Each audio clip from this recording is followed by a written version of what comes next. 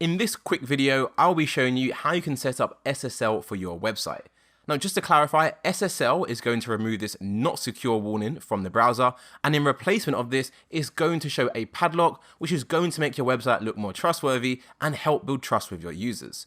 Just to give you some context of what an SSL looks like, if I go to ClickSlice, if I can spell the name right, you can see we have a padlock right here for our domain, and if you click it, connection is secure. So it just helps build trust with your users, and it's also a good thing to have. As you can see, if you don't have it, it highlights it very nice and clear these days that your website is not secure.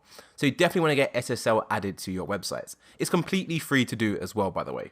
So to do so, if we are using Cloudways, we go back into our Cloudways portal. We'll go to applications, find the application for our website, so cutinhq.com, then go to SSL certificate on the left-hand side, and all you need to do is enter in an email address and your domain name. So I'll put in my email.